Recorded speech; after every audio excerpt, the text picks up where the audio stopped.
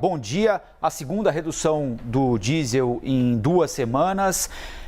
O diesel contamina boa parte da nossa economia, né, para o bem e para o mal, porque transporta basicamente tudo aquilo que a gente consome em supermercado, açougue, sacolão, feira livre. Isso deve ajudar o presidente Jair Bolsonaro? Bom dia, Colombo, Stephanie, Boris. Bom dia a todos. Sim, certamente, porque a gente está vivendo uma situação um pouco inusitada no Brasil, que é o diesel, de um modo geral, custar na bomba mais do que a gasolina, né? Historicamente não é assim. O diesel sempre tinha um preço inferior.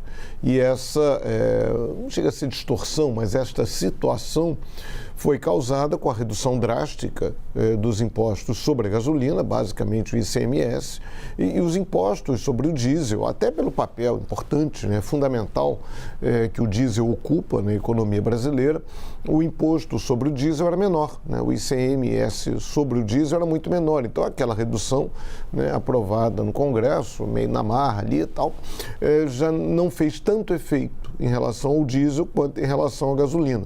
Então tem aí uma situação, o governo diz que essas duas reduções não têm a ver com uma lógica política, tem a ver com a situação do mercado internacional, né? O preço do petróleo foi lá nas alturas, está diminuindo, então isso permitiria aquela redução, a aplicação daquela lógica da Petrobras, né? Que foi adotada no governo Temer, aquele processo de equiparação dos combustíveis, do preço internacional do petróleo aos preços dos combustíveis no Brasil.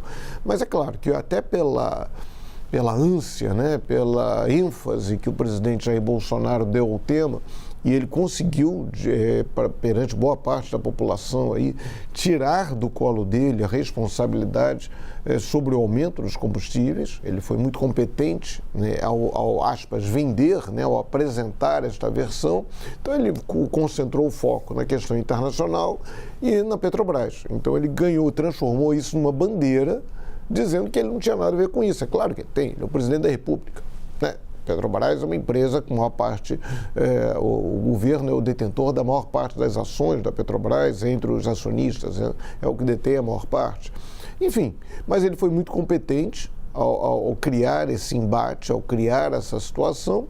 E agora, independentemente se a redução do preço do diesel se dá por uma questão externa ou por uma questão interna, é inegável que isso surge como um mérito do presidente da República. O importante, como quase tudo na vida, né, as versões se sobrepõem sobre os fatos. Então ele vendeu essa versão, foi muito firme nisso e tem uma ancoragem, claro que ela também não é toda desprovida de razão, né? O preço internacional do petróleo foi decisivo, os impostos pesavam muito, enfim. Agora, no caso do diesel, é uma vitória para ele, claro.